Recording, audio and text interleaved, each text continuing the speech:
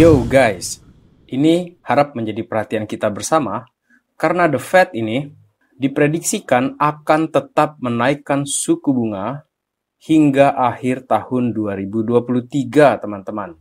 Ada beberapa hal di sini yang mendukung prediksi ini, teman-teman, yang akan kita bicarakan di update video kali ini, serta beberapa altcoins yang juga akan kita bahas di sini, teman-teman, berdasarkan kolom request di komentar ya. Untuk itu, let's dive in my friend. Welcome back everyone to Black Cuan. Terima kasih telah mengupdate berita kripto dari channel ini. Teman-teman, beberapa altcoin selain The Fed yang akan kita bicarakan kali ini adalah Chainlink, Solana, dan Cardano guys.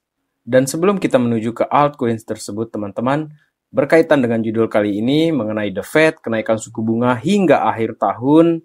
Ini pertandanya teman-teman dari Reuters di sini. Sebenarnya The Fed ini ingin terus melakukan peningkatan suku bunga, hanya saja situasinya di sini teman-teman. Ekonomi ini malah bertumbuh, bahkan setelah 11 kali The Fed ini dari tahun 2022 menaikkan suku bunga hingga sekarang ini belum berhenti teman-teman. Ekonomi ini ternyata resilience, dia masih tumbuh teman-teman. Dan itulah yang menjadi tantangan justru kepada The Fed-nya. Dia bingung, ekonomi tumbuh, dia mau ketatkan lagi, padahal tujuannya dia melakukan pengetatan ekonomi adalah supaya ini terjadi penghambatan lah untuk ekonomi pertumbuhan seperti itu, tetapi malah ekonomi ini tumbuh dengan baik teman-teman, dan dia ini dalam posisi yang serba salah apabila nanti dia menaikkan suku bunga, dan itulah dilemanya dari The Fed untuk sekarang ini teman-teman. Jadi dia mau end games tetapi target mereka ke 2% belum tercapai teman-teman. Oleh karena sekarang ini masih 3%, tujuan mereka itu menuju ke 2% teman-teman. Di sini diasumsikan atau diprediksikan akan sampai akhir 2023 ini The Fed menaikkan suku bunga. Interest rates to stay higher for longer times teman-teman menurut saya di sini. Dan tampaknya ini akan sangat mempengaruhi baik itu kripto ataupun aset-aset lainnya, saham, stok ataupun bonds teman-teman. Dan dalam wawancaranya ketika The Fed ini berpidato ya, diwakili oleh Jerome Powell di sini, itu ada wartawan yang bertanya, seperti apa ke depannya mengenai kebijakan The Fed mengenai suku bunga karena sudah 11 kali mereka melakukan kenaikan suku bunga. Dan Jerome Powell di sini menyatakan ya, ini saya kutip langsung dari CNBC teman-teman, dia menyatakan bahwa kita ini masih ada ekspektasi mengenai data CPI 2 kali lagi, kemudian data pekerjaan, tenaga kerja, segala macam, itu akan kita lihat dalam beberapa waktu ke depan. Oleh karena itu, meeting by meeting, seperti katanya The Fed di sini, dalam setiap meeting dan meeting tersebut nanti itu kita akan mengupdate mengenai apa tindakan yang akan kita lakukan terhadap ekonomi ini. Seperti itu gambarannya teman-teman. Jadi kalau menurut saya di sini secara pribadi saya asumsikan bahwa memang The Fed ini benar-benar akan tetap mengejar target mereka ke 2%, dan teman-teman itu artinya kenaikan suku bunga lagi 2 kali itu sepertinya tidak bisa dihindarkan dalam hal ini teman-teman. Akan tetapi apabila sahabat Black Cuan punya pandangan lain dalam hal ini, silakan mengomentarinya di kolom komentar atau memberi insight di sana teman-teman ya. Dan sebagai tambahan, hampir saya lupa di sini teman-teman, bahwa kenaikan suku bunga yang telah dilakukan oleh The Fed ini ya, di tanggal 26 kemarin itu, ini merupakan interest rate tertinggi atau level tertinggi dalam 22 tahun belakangan ini teman-teman. Bahkan Eropa pun sekarang, tidak hanya Amerika yang sedang battle dengan inflasi teman-teman. So, kita ini memang tidak sedang baik-baik saja.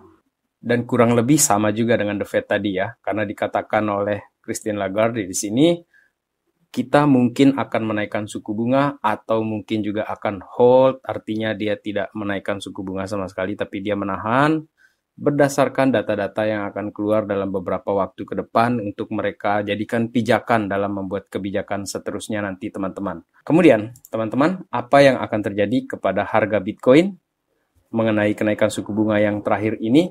Ada hal menarik di sini yang ingin saya bicarakan teman-teman berkaitan dengan Bitcoin di sini adalah secara historis teman-teman, analis yang saya bicarakan dari Forbes di sini bahwa dalam beberapa bulan mendatang ini harga Bitcoin mungkin akan tetap sideways teman-teman. Dan ini pun tergantung pada situasi pasar, kemudian berdasarkan pengalaman historis sejarah yang sebelumnya, jadi bulan September itu biasanya bad month, bulan yang buruk untuk kripto. Sementara Oktobernya ini bisa jadi menjadi bulan yang baik, teman-teman, berdasarkan riwayat historis juga sih di sini. Dan tahun ini saya yakin bahwa para investor ini sudah fokus mereka ini terhadap halving, dan kemudian ada tambahan informasi mengenai presidential election yang akan terjadi di Amerika Serikat, teman-teman. Jadi teman-teman, dengan asumsi 2 kali kenaikan suku bunga hingga akhir tahun ini oleh The Fed ataupun ECB, teman-teman, itu akan membuat harga Bitcoin ataupun aset kripto ini tertahan di level resistance-nya mereka, tetapi support itu tetap kuat. Itu pandangan saya di sini, teman-teman. Sehingga dalam hal ini itu bisa menjadi semacam area-area akumulasi. But again, this is not financial advice, guys. Tetap teman-teman Black Cuan melakukan riset secara mandiri. Do your own research, guys. Dior. Dan sekarang kita beralih ke altcoins yang seperti saya janjikan di awal tadi. Yang pertama di sini adalah mengenai ADA, teman-teman. Jadi ada forecast ini atau ramalan mengenai pergerakan harga dari ADA ini, teman-teman, justru setelah terjadinya kenaikan suku bunga itu, teman-teman. Secara teknikal, teman-teman, ada yang menarik dari ADA di sini. Ternyata dari time frame atau candle yang 1 hari di sini, teman-teman, itu sudah menjadikan ini nih, ada posisi double bottom di sini, teman-teman. Oleh karena itu, saya yakin apabila teman-teman, Cardano ADA ini berhasil menembus resisten $0,4, teman-teman, saya yakin buyers itu akan mulai step in di sini untuk melakukan trading, teman-teman. Jadi ada confidence di sana, dan meskipun sekarang ini masih belum bisa break dia untuk horizontal resistance tersebut, teman-teman. Ini area-area ini. Akan tetapi double bottom ini, teman-teman, adalah salah satu pertanda menurut saya untuk Cardano. Kemudian untuk altcoins berikutnya ada Solana dan Link, teman-teman. Ini ada analis yang memprediksikan di tahun 2025 untuk harga Solana. Ini pasca halving, kemudian ini adalah di tengah-tengah bull run nanti yang akan terjadi tersebut, teman-teman. Dan Solana ini, teman-teman, diprediksikan di tahun 2025 tersebut minimal dia kenaikan 10 kali lipat. Artinya kita akan bisa melihat harga Solana ini kemungkinan besar di 2025 itu adalah $250 per satu koin untuk Solana tersebut, teman-teman, dari harga yang sekarang. Apalagi kalau dia bisa lebih dari itu, teman-teman. Kemudian secara teknikal analisisnya dia untuk yang time frame lebih pendek di sini, dia ini akan menuju ke 40 dulu lah. Artinya dia kemungkinan akan ada koreksi ke $20 dulu, baru setelah itu dia akan mantul ke 40. Oke, itu prediksinya. Sementara untuk Chainlink, teman-teman, ini ada chart yang per 3 hari ya. 3 hari candle 3 hari di sini. Diprediksikan, teman-teman, dia akan bisa menembus ini kisaran $20, teman-teman. Sementara untuk Litecoin di sini, teman-teman, Litecoin di sini diprediksikan akan bisa rally nanti ini. Salah satu alasannya di sini adalah ini, teman-teman. Saya sudah beritakan di video saya yang sebelumnya bahwa Litecoin ini akan halving sebentar lagi dalam 3 hari. 3 hari ke depan ini dia akan halving 3 hari 10 jam 24 menit, teman-teman. Akan tetapi ini bukan untuk FOMO, teman-teman, karena saya yakin orang-orang yang menunggu halving ini pasti sudah membeli Litecoin ini jauh-jauh hari. Beberapa bulan yang lalu mereka sudah menunggu ini.